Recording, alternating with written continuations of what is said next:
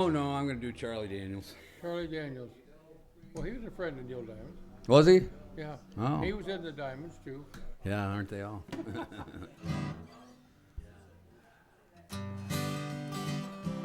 I'm going to do Uneasy Rider in G. Little Charlie Daniels tune. Excuse me. And this just goes G, C, D. No, G, D, C. No, G, C, D. That's right. No, let's see. How's that go now?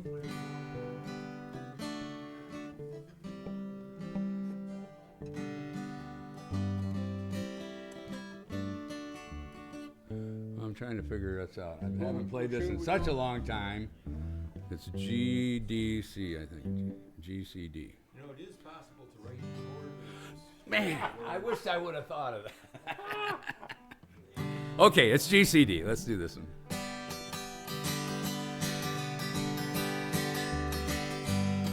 Well, I was taking a trip out to L.A., tooling along in my Chevrolet, digging on the radio and looking out the window. Just as I crossed that Mississippi line, I heard that highway start to whine, and I knew that left rear tire was about to go. Well, the spare was flat, and I got uptight, 'cause there wasn't a filling station inside, so I just went down on the shoulder on the rim. I went as far as I could, and when I stopped the car, it was right in front of this little bar, kind of a redneck-looking place called the Dewdrop Inn. Dewdrop Inn. Well, I stuffed my hair up under my hat, and I told the bartender that I had a flat, and would he be kind enough to give me change for one?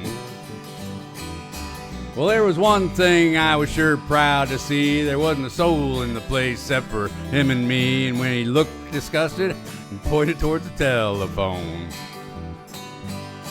Well, I called up a station down the road a ways, and he said he wasn't very busy today, and he could have somebody out there in just about 10 minutes or so. He said, now you just stay right where you're at, and I didn't bother to tell the darn fool that I sure as heck didn't have anywhere else to go. Well, I just ordered up a beer and sat down at the bar when some guy walked in and said, who owns this car with the peace sign, the mag wheels, and the 4 on the floor? Well, he looked at me and I dang near died, and I decided I'd just wait outside, so I laid $1 on the bar and headed for the door. Well, just when I thought I'd get out of there with my skin, these 3 big dudes come a-strolling in, with one old drunk chick and some fella with green teeth. Well, I was almost to the door when the biggest one said, you tip your hat to this lady, son. And when I did, all that hair fell out from underneath. Now, the last thing I wanted was to get in a fight in Jackson, Mississippi on a Saturday night, especially when there was 3 of them and only 1 of me. Well, they all started laughing and I felt kind of sick, and I knew I better think of something pretty quick, so I reached out and kicked old Green Teeth right in the knee. Now he let out a yell that'd curl your hair, but before he could move, I grabbed me a chair and said, watch him, boys, 'cause he's a thoroughly dangerous man. Well, you may not know it, but this man's a spy. He's an undercover agent for the FBI, and he's been sent down here to infiltrate the Ku Klux Klan.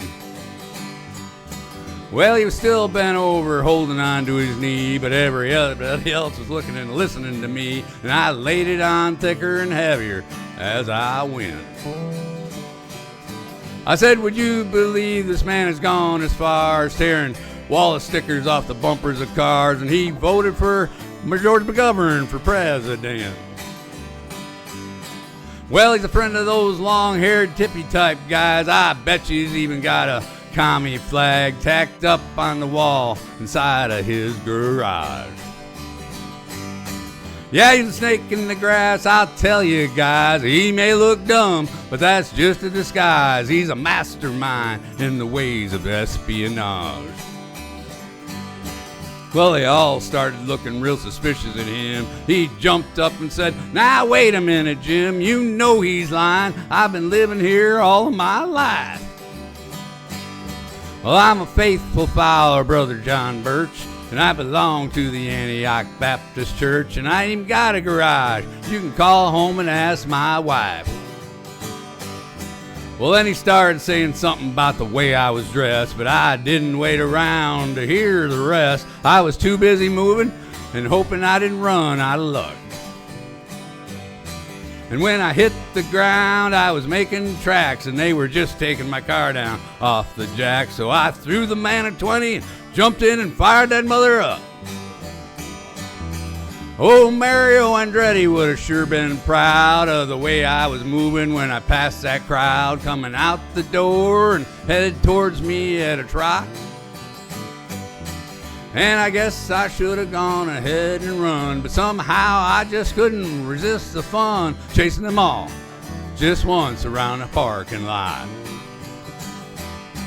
Well, they headed for the car, but I hit the gas and I spun around and headed them off the pass. I was flinging gravel and putting a ton of dust in the air.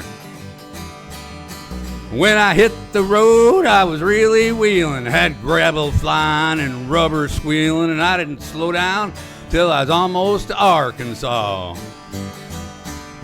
Well, I think I'm gonna reroute my trip. I wonder if anybody'd think I flipped if I went to LA via Omaha. Thank you.